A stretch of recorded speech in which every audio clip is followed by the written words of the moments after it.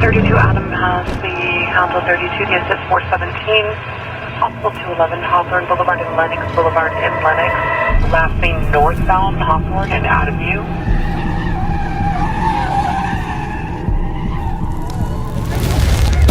Oh shit!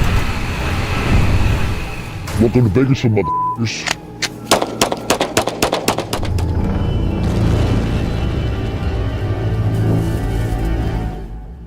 But whoever owned this car, what about them?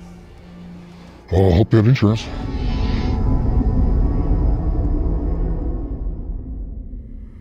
Today we venture into the car theft capital of America, which depending on which list you look at, California cities Bakersfield and Los Angeles reign supreme. But make no mistake, this is a nationwide issue and cities like Denver, Portland, and Albuquerque are also good at making your car disappear. We head to California and we interview the guys involved in this shadowy underworld. We talk to men in charge of cleaning VIN numbers, thieves who use police scanners to complete their mission, and crews who in the dead of night take cars into the hills to dismantle the car and sell it for scrap money. Sometimes it feels like the world has become one big GTA server where the rules don't apply and your car is someone else's payday. Folks, over 1 million cars were stolen in 2023, so we are talking about a massive and lucrative underground economy. Today we dive into the mindset of the car thief and explore how they do it, what drives them, and the impact their actions have on the rest of us. Furthermore, we get the perspective of a Bakersfield police detective who has spent his career fighting this, and we also speak to people who have had their car stolen. Buckle up, folks, let's get this thing started.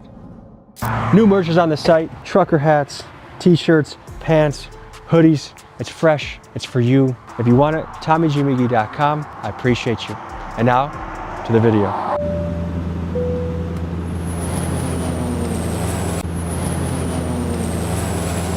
Ladies and gentlemen, we just touched down in Bakersfield, California, because right now we are investigating the car theft capital of America. When you Google car theft capital of America, two places usually come up: Bakersfield, California, Los Angeles, California. And we believe that they're intertwined and we got some investigative work to do here. We're about to go meet up with some night crawlers that listen to the police scanners, look for the action, and dive into the stolen car world from an angle we haven't seen before. So folks, join us as we go boots on the ground and show you how Bakersfield, Los Angeles, the stolen cars, stolen guns, the takeovers, and all of that are interconnected. In Bakersfield, California, criminal activity has gotten so prevalent that it has produced a night crawler type of streamer, many of them in fact, and they listen to the police scanner and cruise through the night to chase sirens and videotape the action. We pull up now and meet a few of those guys. Oh, let's see if we get something good today. Hey, you there? In here. Keep me posted on anything. All right, let's see what we get. Let's see what we get.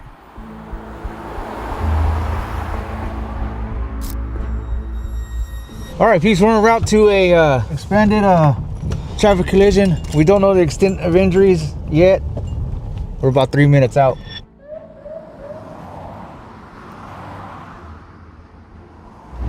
Might be minor. Yeah. I've never heard of a car thief stealing a minivan, so I think we should be fine, but you never know. Let's meet up with these fellas. People have their own little operation here, listening to the police scanner because so much crazy shit goes down here, or what? Dude, you have no idea. I mean, it's crazy. 24 hours a day. How long have you guys been doing this for? I started, I think, in 2020 on my own channel, and then since converted over with him. So I've been doing it for 5 years. In the 5 years, have you noticed car theft being a theme in the city? It's been crazy. You heard of the Kia Boys? Yeah, I have.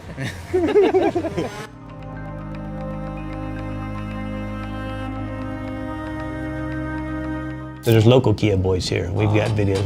We work cases on them all the time. This is Scott Wood. He's a seasoned Kern County detective who has spent much of his career on the Auto Theft Task Force. He's busted many car thieves in his day, and he knows firsthand the consequences a stolen car has on a person. Here was his take on what's happening. And the problem is, a lot of them are juveniles. So California has changed laws, so now we can't interview any juvenile without first speaking to an attorney. So it used to be we could advise them of their rights with or without their parents, and if they want to talk to us, they could talk to us. Well, now you have to contact an attorney, so you contact a public defender before you can interview the kids. So for juveniles, it's kind of for a juveniles, jail-free card. it really is. Do you think these guys are stealing them for a profit or stealing them for fun?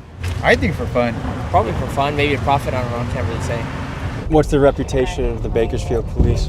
For a minute there, they were trigger happy. I don't know, I can say they're assholes, I guess. Do you think they are good at stopping car theft? No. 90% of the stolen cars are found by the owner or somebody's friend. What? How have you seen car theft impact the community over the last few years? For some people financially, if you're someone who doesn't have a lot of money and you count on that vehicle to get you to and from work, and you parked it there last night, you go out to get in the car the next morning and it's not there, that person might use that car to drop their kids off to go to school, and then they go to their job. Depending on your income level, if you can't afford the best insurance, your vehicle might not be getting replaced. You may just have the minimum on there for damages. I can say that it's gotten a little bit better. This year right now we're trending to be number 3 in the nation per capita for auto theft. Last year we were number 3. A year prior to that we were number 2, and the 3 years prior to that we were number 1. So we're making progress on our part at least, but the trend is auto thefts have been going up. This year, or at least for this quarter so far, year to date, for the first 3 quarters, we're actually down about 9%. So that's a plus. We're going out into some remote locations. It's a little bit sketchy. I got in contact with a car thief who was open to showing me his stash spots he had for stolen vehicles. The catch was this: we had to follow him for miles, and he eventually brought us to some rural foothills in the middle of the night, far away from anyone. I knew very little about this guy other than that he was armed and a professional at this. The further we went, the more I wondered if this was a good idea. What's going on, brother? What's up, fellas? Good to meet you, Loco. She might need to How'd you get the name Loco? do crazy shit. Tell me what we got right here. It started out as a whole truck. We brought it out here as a crew cab Silverado, and you see what's left. I mean, it looks like people come up here and shoot it. Yeah, it's been kind of right here for a minute. There's I feel like there's 2 lanes of the car theft business.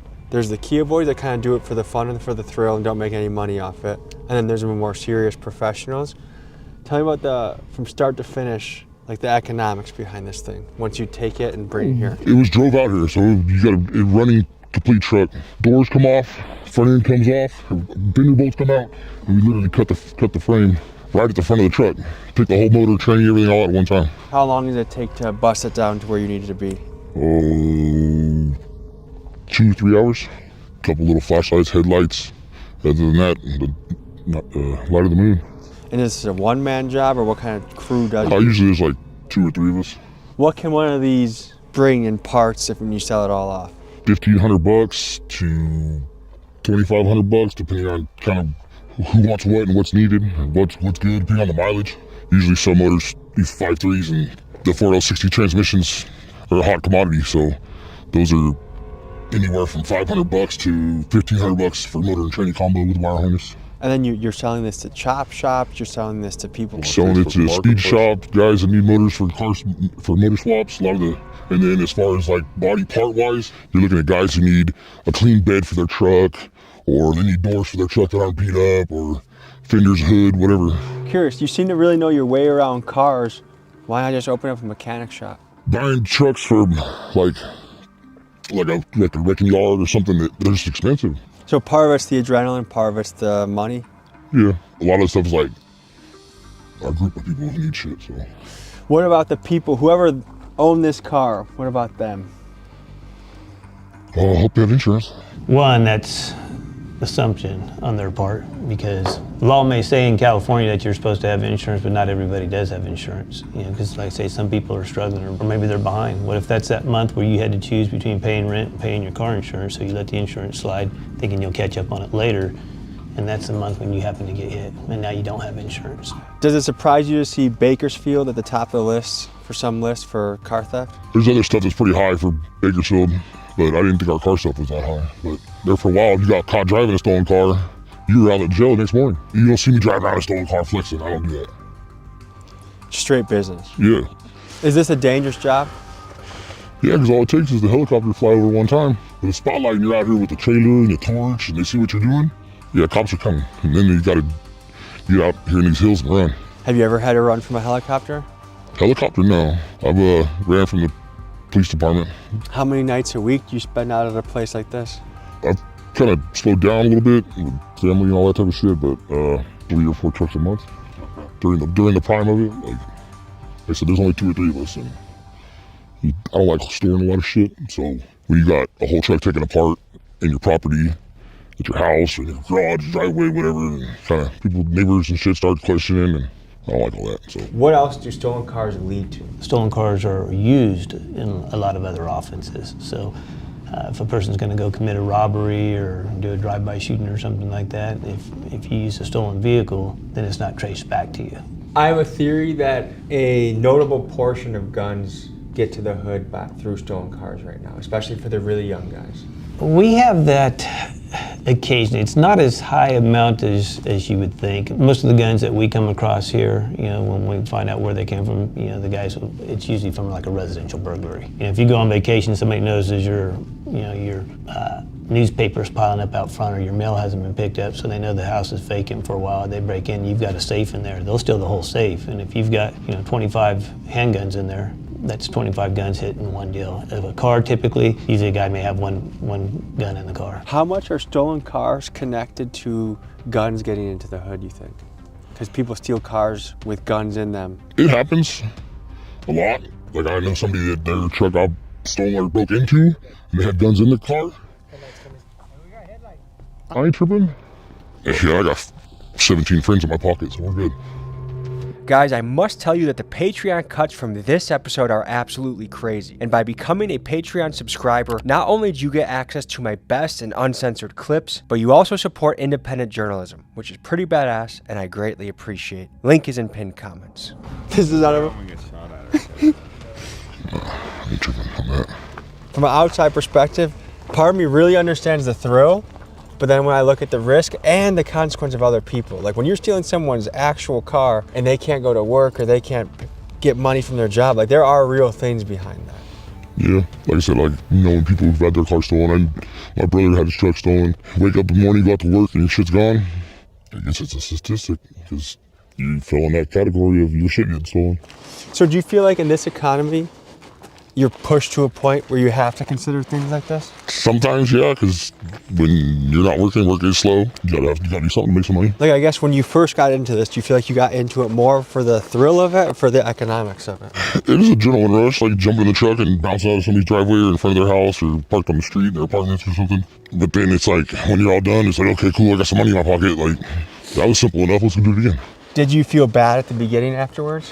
Kind of, because then if, like, you get on Facebook or something the next morning, you see, like, oh, look, somebody, they got their truck stolen. Well, look, this is the truck we had last night. And people's on there talking about, oh, you can't go to work. And I try to stay away from that, because then that gets your head. I hope, like, all this craziness that has come on within the last, I guess since the start of COVID, everything just went to shit. I hope and wish that sometime or another, things will kind of get back to what they were before that. Well, I appreciate you taking us into the foothills and kind of showing us into this side of the business. Are there any other final thoughts you got? Keep doing what you're doing. Appreciate you, brother.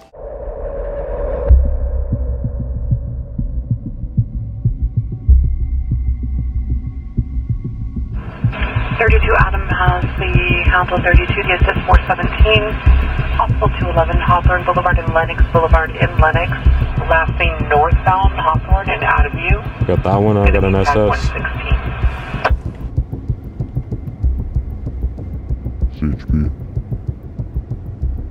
Flying over land. Forwardson. Go back to the head. Showing only one bird. One. Not too hot. Talk more about like the scene of the helicopters, like how many can come out, how sketchy is it? One leaves about right after they get the call of like the stolen car, and then after this they get the one call, one bird leaves, and then if it goes on to chase, two birds leave. Then right after the two birds leave, like if the person leaves the car somewhere, then a third bird leaves. It's like the news helicopter, and then the news helicopter is reporting it to like, oh, blah blah blah, all this is like in this area. Then the police helicopters are looking for the passenger, because usually you're gonna pick up someone after you get the car and drive off, so someone has a address to go, so the driver's not doing all the work. And then after the driver gets all done getting the trackers out, the tracker's right here, and then under the glove box there's one. You pull the fuse up front, and then it disables the OnStar. And then once the OnStar is disabled, the dealership company, the finance company, the OnStar company, everyone loses everything. So the data, the location of the car, the last location of the car, everything gets wiped. It's done. Then the car's free. You go about your day. The number of car thefts is on the rise. In fact, it's actually quadrupled in some areas over the past 10 years. I wanted to learn the process of how to VIN swap, what it looks like, what you have to think about, and because this is a key part of the journey of making the car go clean. So the first steps of VIN swapping is you gotta come over here. Inside the door, there's gonna be stickers. There's gonna be this sticker right here with this VIN. And then take this sticker off, boom. You usually don't have to do that sticker, but if you want to, it's pointless. All the other stickers. Then you come over here, there's another one right here. So if you don't do that one, you get caught, boom. So you gotta block out this, get a new one, or cover it up. So you get another one right here. There's gonna be a sticker on all the newer cars, all these stickers, boom. That number right there, these numbers right here, still going. This number right here, that's another VIN. Then on the back of the motor, back here, there's gonna be another one on the bottom, but you can't see it. After, you wipe it off, you get the new stickers, and then separate plates and everything, what's on it, drive it, you get a new metal plate, and then it's your car.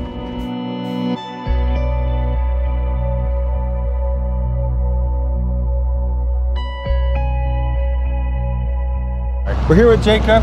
You've been a victim of car theft. Yeah, they stole my truck, man. I just got back from live streaming one day. I was out feeding some dogs and I came home, went inside, sat down on my couch for about 20 minutes, and I heard my neighbor working on his car, and then I heard his car rev up. He has a really nice Mercedes AMG. I walked outside about 5 minutes later, realized I listened to them steal my truck. And they found my truck about an hour later being gutted over off the south side of town.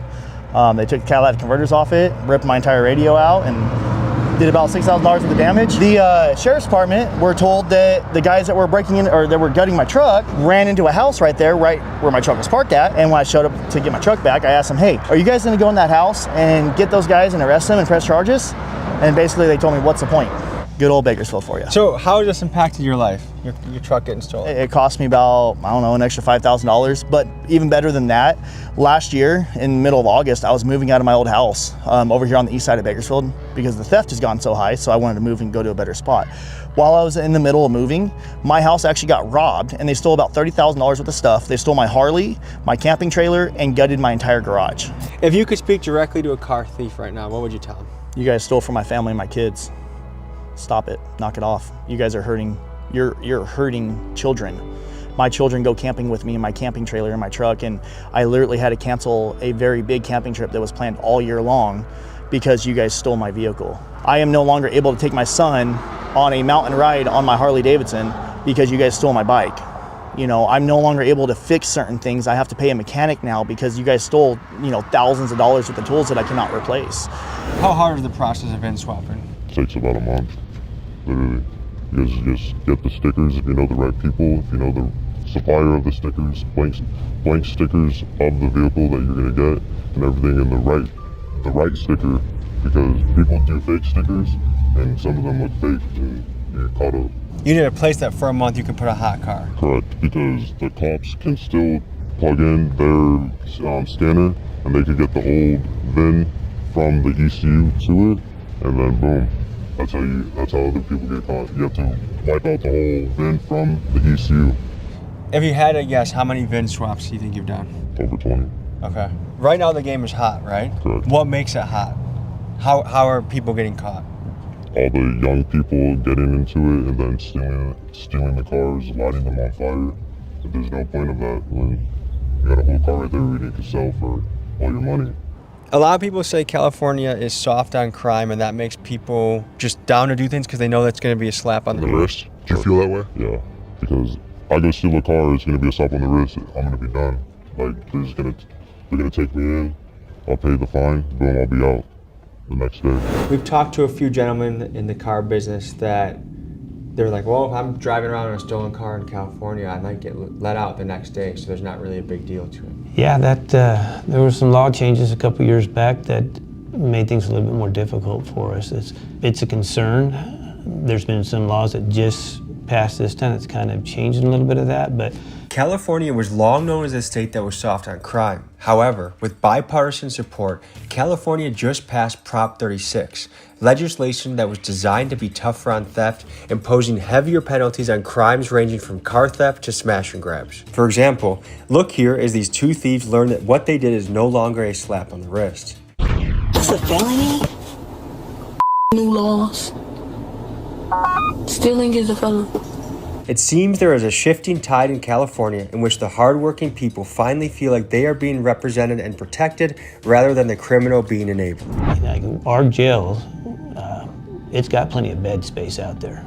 Problem is that they don't have enough deputies. You have to have so many, people over there to watch however many inmates. Well, if you can't hire enough people to supervise the inmates, then you can't fill those beds. So even though they'll have bed space over there, we can't hold people in. So if you get caught with a stolen car, you're out the next day. Yeah. Do you find that crazy? Yeah.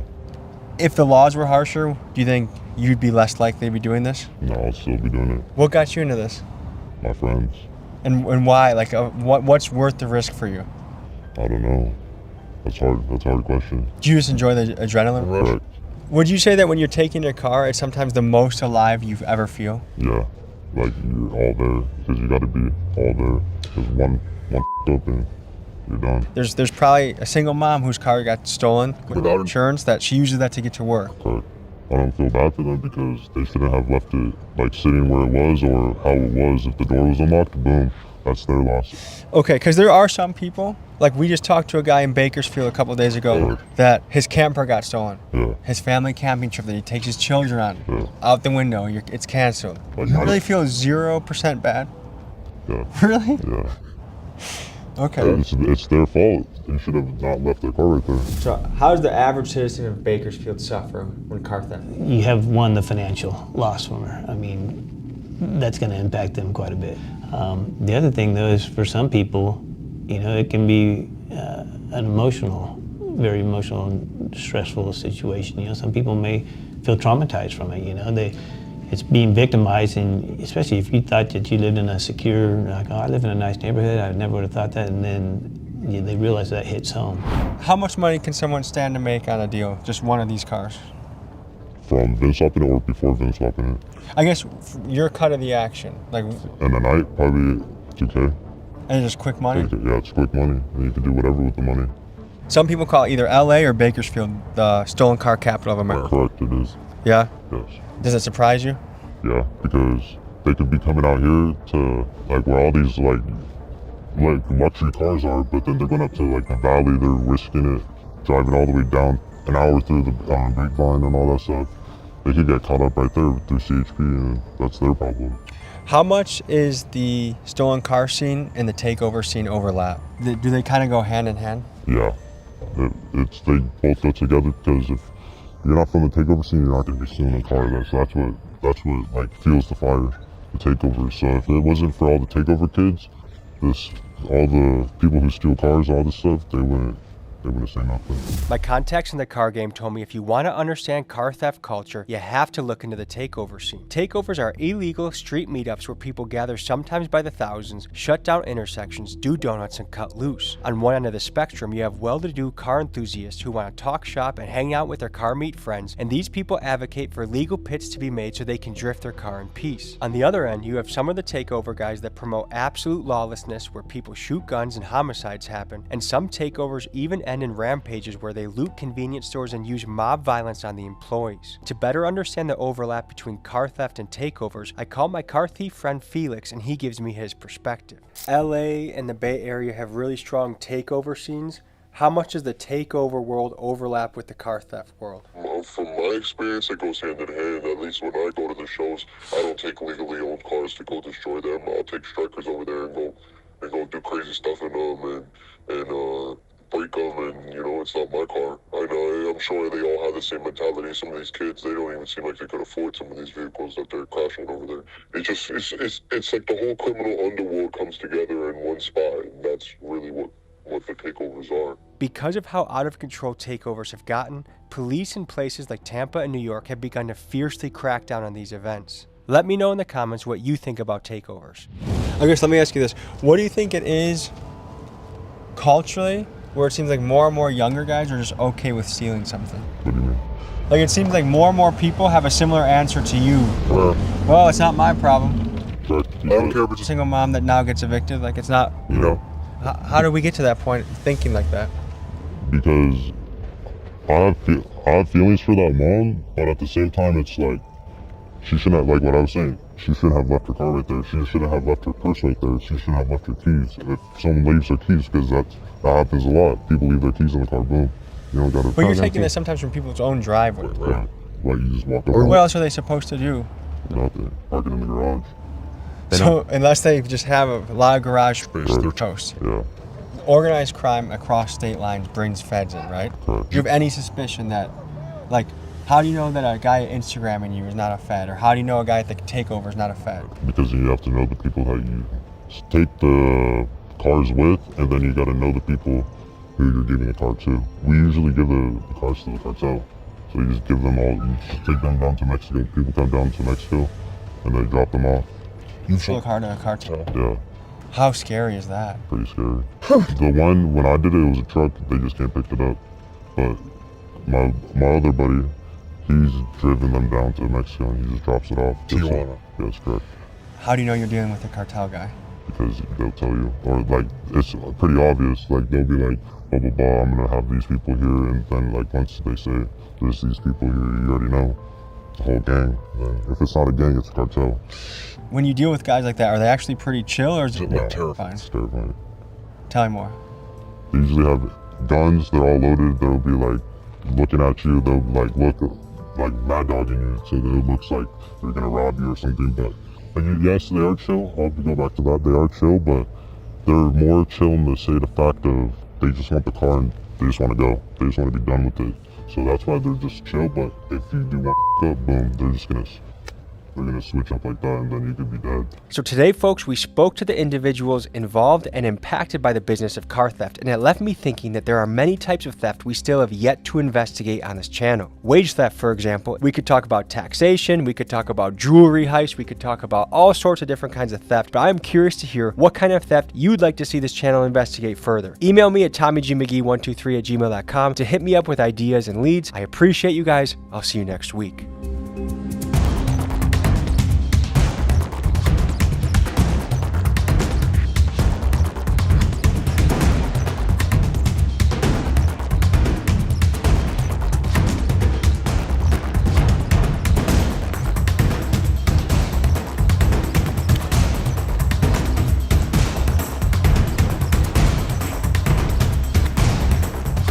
Folks, hope you enjoyed this episode.